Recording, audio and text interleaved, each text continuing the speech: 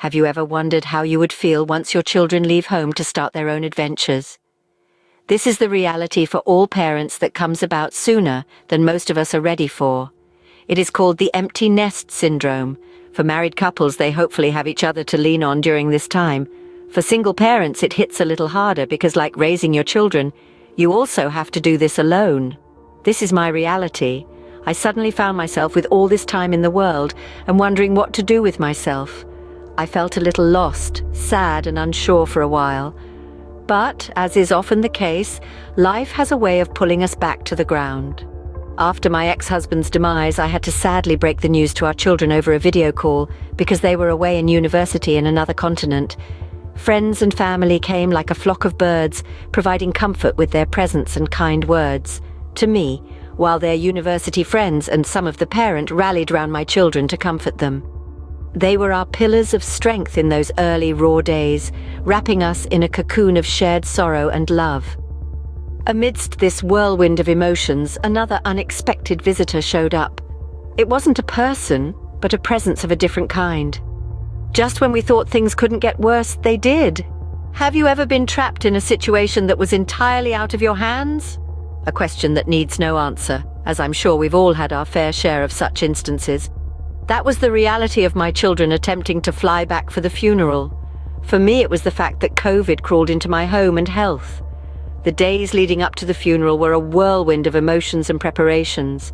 We all had our roles, our parts to play in saying our final goodbyes. But then the unexpected happened. A twist we hadn't prepared for. I contracted COVID-19. Yes, from someone who visited my home to pay their respects. The irony was not lost on me. The very act of mourning together had become a threat, an unwelcomed guest in our already sorrow-filled home. The disappointment was immense, a heavy cloud hanging over us. Since they couldn't come, I was going to them. There's no way I would let them go through this alone in another country, in another continent. Ticket was bought, time to get tested for COVID. And there it was. Positive! I went to 2 other testing centers. Surely there had to be a mistake. I felt fine. And I had to get on that flight in 48 hours. I still remember the look in my children's eyes when I told them I had COVID. Fear! Their dad just passed away. He wasn't even buried yet, and now this! We had planned to be there for each other, to hold hands and shoulder the burden of grief together. But now, I was isolated. Separated from my children by thousands of miles when they needed me most. The fear and anxiety were palpable, a constant companion that clouded every thought, every moment.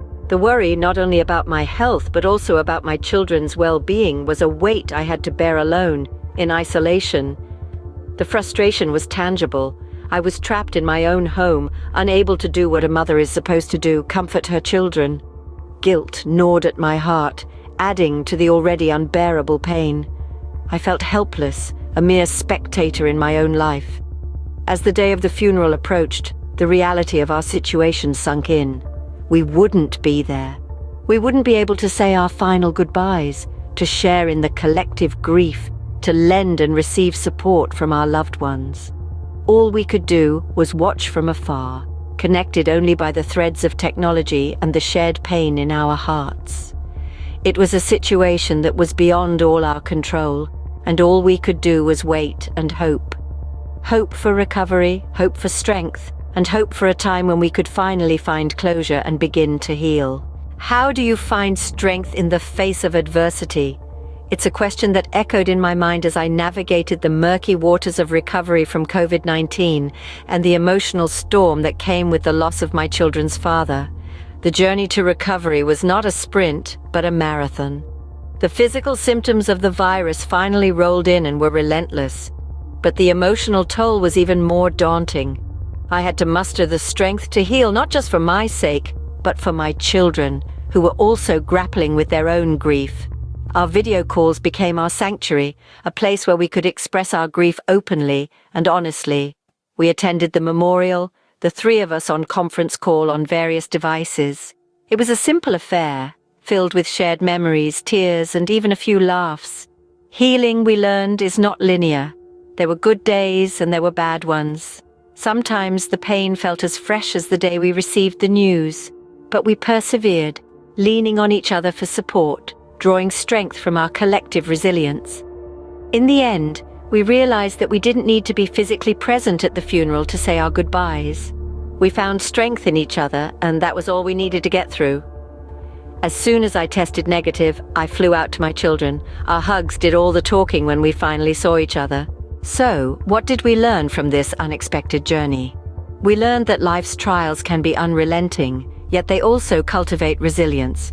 We discovered the strength of our family bonds, that they can withstand even the most devastating storms.